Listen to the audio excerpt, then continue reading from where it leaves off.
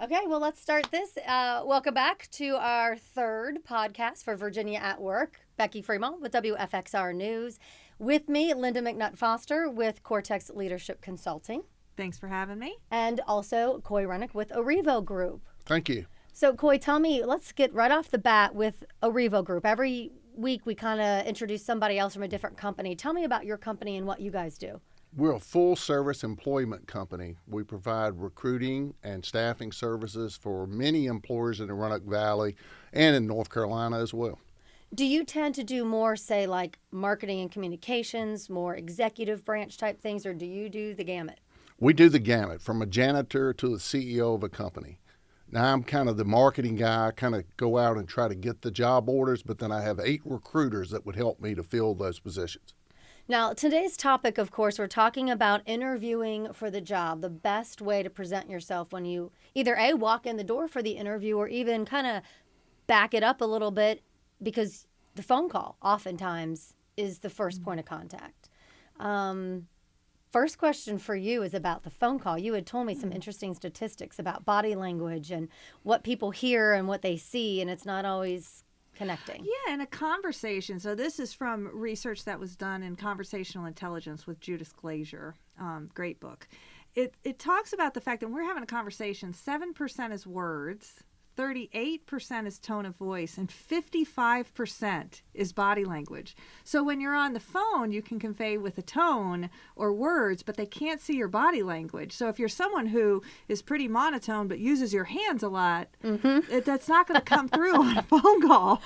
So if you're trying to convey enthusiasm, you really need to focus. A great phone interview, I'm sure Coy would say that as well, has a lot to do with the tone of voice, the cadence, the frequency of your voice, those type of things. Optimism. Yeah. We look for optimism. I don't like to work around folks that are not happy. Well, and I would think for headhunters too, say I'm looking for a job and instead of going directly to the company, I go to you, I almost feel like I'd be interviewing with you. Do you decide who you take on and who you don't? Or do you say, sure, I'll help you find a job? We try to help anybody that we can to find a job. But, truth is that about probably 40% of the people that contact us to help them find a job, we actually find them a job. So there's no guarantee, but it's no cost to the person either. So why not take a chance and let us help you? And I thought it was interesting to talk about the different generational types. Baby boomers, it says, who might want to move forward in consulting or part-time work. You got the Gen Xers, that's me, and then you've got the millennials. What's really interesting in our work in leadership right now is you have the silent generation who are like my parents. You know, 75 and above is sort of that silent generation. And man, they love to work. They grew up working. It is part of their identity. And I have chairmen and CEOs that, they just enjoy coming to work every day. And so they're still hanging in the job market a lot of times. And then you have the baby boomers. They're ready to retire. And 10,000 of them a day are retiring out. The Gen Xers, our age, I'm about 50 now, there are a lot less of us than there were baby boomers. So you've got this huge gap. I think it's 30 million worker gap between the baby boomers are going to leave and we try to take those leadership positions, and there's just not enough of us to do it. So that's why, like millennials, my daughter's age, at the 22-year-old kind of space, they really have this amazing opportunity. If they can learn the right skills, they really need to get trained in leadership because there's going to be so much opportunity for them to advance quickly. They're going from like 32% of workers to 75% of workers 15 years from now. Coy, do you have any kind of advice for these people based on what generation they fit in? I'm assuming millennials probably need to prove themselves, whereas the older baby boomers have already done so. Yeah, especially the millennials, I think, have to be careful not to ask about the benefits and how much time I get off and what flexibility do you have in the job. They're wanting somebody to be there every day, and they're wanting somebody to be on time every day, and that really kind of don't fit their pattern. They would rather be more independent. Mm-hmm. So they got to be careful to play to the audience that they're talking with. And what about the people who are, say, older, the Gen Xers or the baby boomers, and maybe more the Gen Xers? I've always been raised with that thought process as I've moved through the ranks to not ask those things. Is there a point in time where you're allowed to say, hey, I want to know about flexibility? After you get the job offer. Yeah, I mean, then you go back and ask about the flexibility and the benefits. So until you get a job offer, it's no need to ask those questions. No matter what generation. No matter what generation. Wait till the job offer. I have a question, too, about getting a job, whether or not it's a promotion. I know we discussed, is it a promotion, is it not a promotion? I'm under the assumption always that, of course, it's going to be a promotion, because then why would I leave my current job? Should you look at it that way? Should you not look at it that way? It's a whole lot of factors. I mean, it could be that the growth rate of the new company you're going to is much higher and there's more opportunity. Or it could be something as simple as the scope of the job that I'm going to, even though the pay may be the same, is more in line with my talents. So there's a lot of factors you would look at, and that's just, you have to weigh the pros and cons and make that decision after talking it over with your family. Of course, of course. Well, I was thinking about this the other day, about every job has pains and it has perks. Yeah. And man, when you're unhappy or it's been a stretch, all you think about are the pains, right? Mm-hmm. Everybody knows what that's like. And then when you get a new job, my daughter just got a new job, right? She's a business analyst for this IT company in Vegas. Cool. Oh, I know her. I know her pattern. For the first 6 months, it's only about the perks, right? And so I think it is about what you're talking about, Coy, is weighing those things realistically and really keeping track of what is my ultimate outcome. Because if you move jobs for a 50-cent raise, $1 raise, or for a few more days off, you really could miss the whole point of your career planning. Right? Usually, when somebody's thinking about changing a job, it's a 10% increase is when you would do that. Usually that's the norm. Right. Any advice, especially since you help hire for so many positions, or even stories where you have seen somebody just bomb an interview? I mean, what are the things people do that you're like, oh goodness, did they just say that out loud? I mean, do you have any advice on what absolutely not to say and what to say? Well, you don't ask about the pay and benefits. Yeah. You don't overtalk. You know, they're the ones supposed to be doing the interview, so you got to let the person ask the question. So don't oversell yourself, and just be real careful not to be too cocky. Some people are cocky in their talents, and you'll ask them, where do you want to go? And they'll say, well, I want to be the president of the company. You're not going to get there right away unless you're interviewing for the vice president of the company. So people need to be realistic in what they're looking for and what questions they're asking. I think they need, the things to do are definitely to research the company you're getting ready to go interview with. Absolutely. So that you can ask really solid, good questions, right? But you can also compliment them and show why you think you would fit into that particular job and with that culture, what you understand about that culture. You know, go to Glassdoor and .com and see what type of culture there is there, and you can even see what the pay normally is for that position. Is pretty easy to look up these days. I mean, there's a lot of transparency going on in today's marketplace. Absolutely. The research is so important. I tell folks to do that. Do the research on the company. Know how to dress even before you go in for the interview. That's important. That first impression, you never get another chance. So do your research, know about the company, know the kinds of employees they look for, and just be ready. It's easy. Is it taboo to call somebody who's there already or to call the person who had your position before you? I would recommend, if you know someone within the company, to call them and get information about what you're getting yourself into and making sure it's the right match for your talents and what you want to do. I thought it was interesting. I was job searching one time, and anytime I move up the ranks, I always try to call somebody, and it's always received very well. Oh yeah, this is what I think, this is what I don't. And one time I did it, and I got on LinkedIn, and I tried to get in touch, and I reached out and sent a message.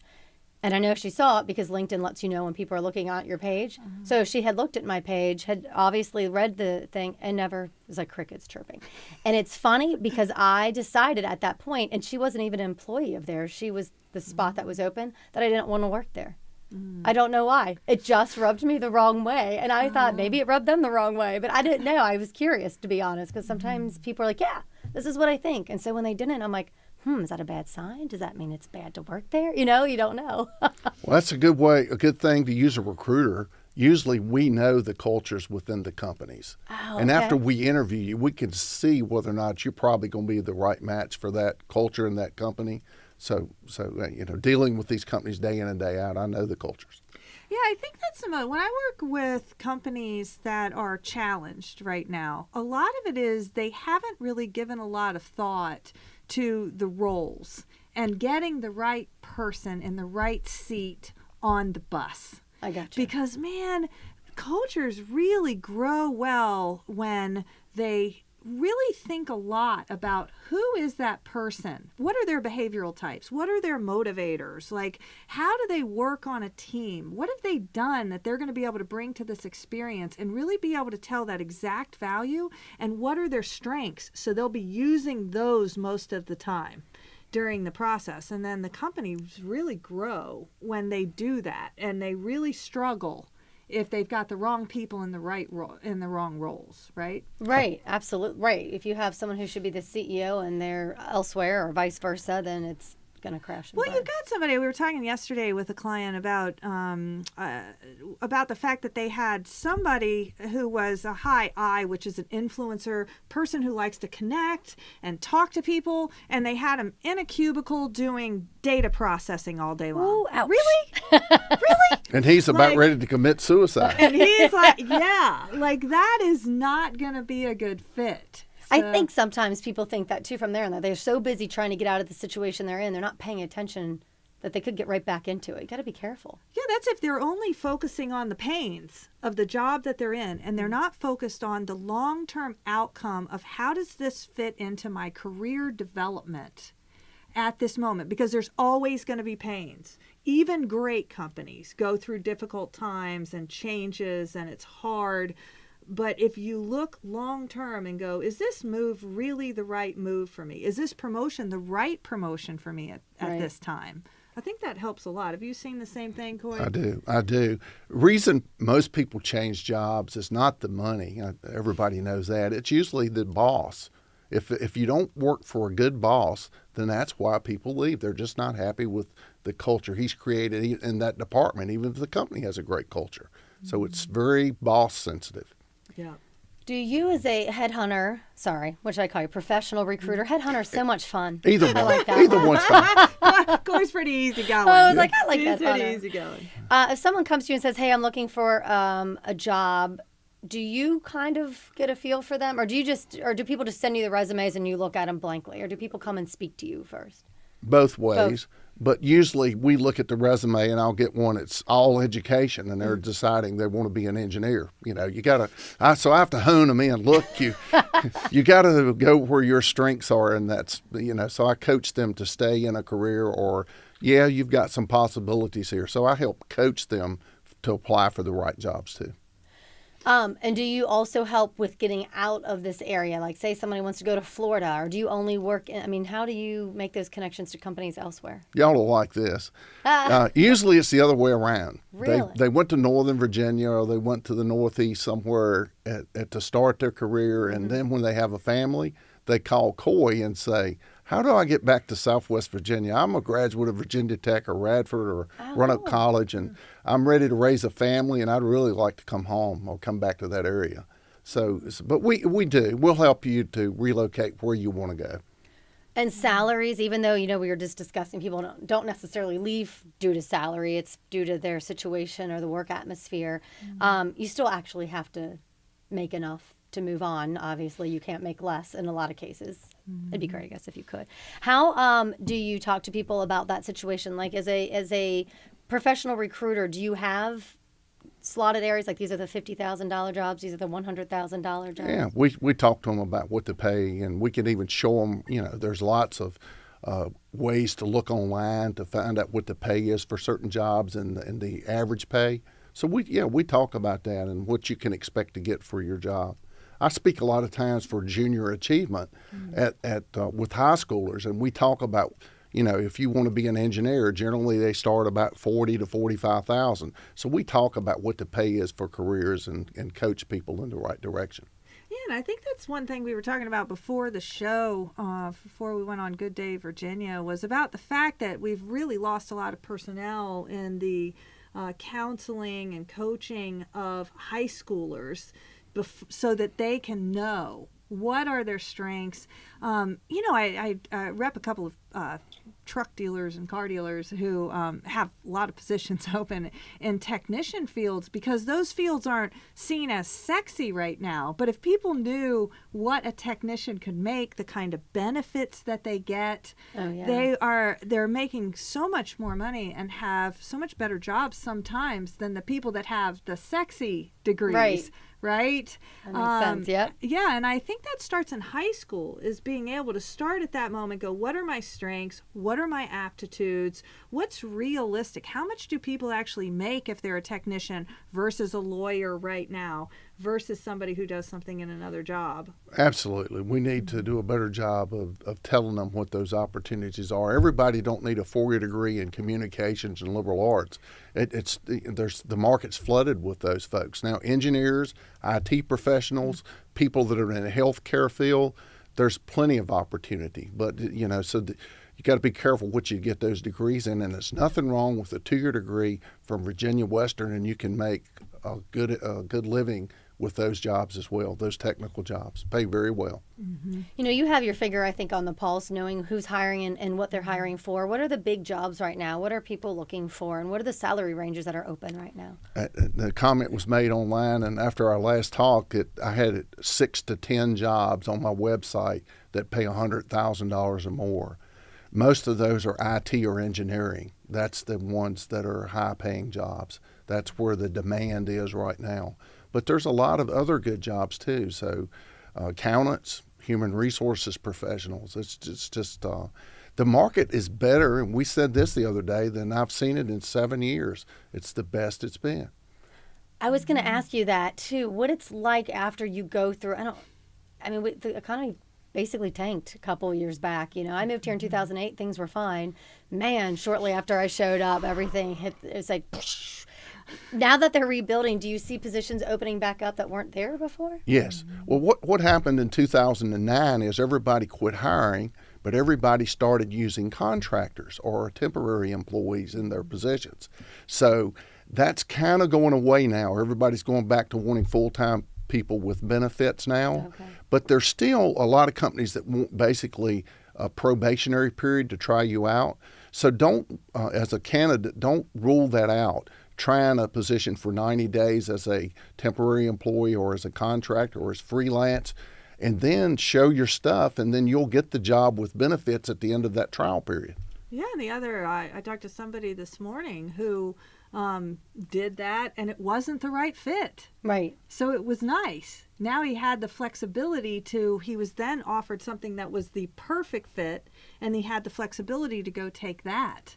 So it's really, it's an interesting employee marketplace right now. Number one, if you're skilled, you show up on time, you do your job. You have a good attitude. Oh, really? Yeah. You have a fantastic attitude, you're employable. It's a great market for people that work really hard and are skilled. I think it's a different market than it was before the recession, though. If you have not brushed up on your skills, if you're not reading, learning, changing, being flexible, yes, you're gonna run into a brick wall in your career these days. I think one thing we should wrap up before we do is talk about social media. Social media is huge, and that wasn't the case, especially for the silent generation, and not even for the Gen Xers. That wasn't a thing when we all first started. Thank goodness that there was no social media when I was. I'm really happy about that. But it's there now. Sorry, but you're okay. You're good now. What kind of role does that play? For the professional people, the LinkedIn is the place to go. That's where you go to get your resume posted and to link with companies, and so LinkedIn. But it's interesting. I asked my folks at the Workforce Unlimited office, which is basically our light industrial division, and they say that they're getting 50% of the applicant flow from Facebook. 50% of their applicant flows coming from ads that we're posting on Facebook, which is a phenomenon. So we're running ads everywhere all over the internet, and they're finding them on Facebook. Interesting. But I think that can HR directors and owners of companies go to a person's Facebook and look at it? Yes, we do. Yeah. Yes, we do. We looked on at. high security, because you can't see them if they're on high security. Yeah.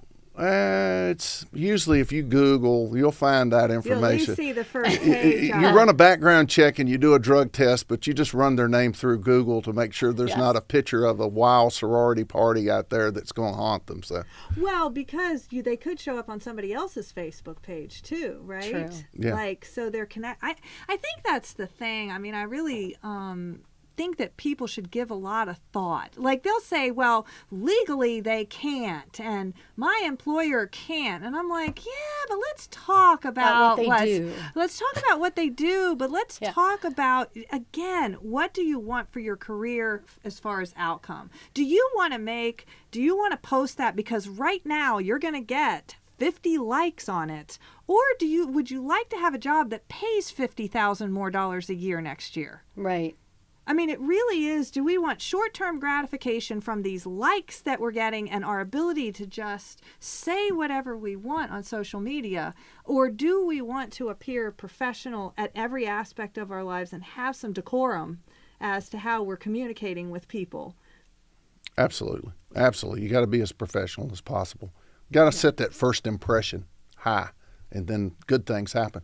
Yeah. Oh, and I think hearing both of you speak, the bottom line, everybody listening, Google search your name. I mean, I think you should Google to see what comes up so you know what people are finding out about you. Well, you can actually set, it's totally free, you can set a Google alert for yourself. So you can go into Google and say, look, I want a message whenever my name shows up on the internet. And it will send you an alert to say, hey, this was just posted about you. But you can't do anything about it, can you? Well, it depends on who posted it. But yeah, there was a video taken of me at a corporate event a couple of weeks ago. I'm just kidding. But I'm like, don't post that. Yeah. Take that down, please. Take that down. Yeah, we had a signed agreement. So real quick, too, about the phone interview, we kind of wrap this back around to where we started. Do people do that still at companies? I mean, it seems it's interesting. You were talking about the phone interview, and it's becoming pretty prominent now that we do Skype. So yes. even if you're doing a phone interview from home, a lot of times you might be looked at to see those mannerisms and reactions. That's really becoming quite prevalent. Yeah, and see what's behind you. I guess the thing is, it's like the research and everything else. Give some prep to every aspect of this system. I really like it, especially the interview questions. Some people just stall out on certain questions, like what is your weakness? So you should practice with someone in your family or a close friend to ask you those interview questions. The commonly answered ask interview questions is right on your blog. Right, yeah. That they can look at. We posted everything on the Virginia at Work site. So Coy did some fantastic articles for us too. So we have like 3 different pages. Resources, yeah. Yeah. do your research. Absolutely. Yes. And Google your name.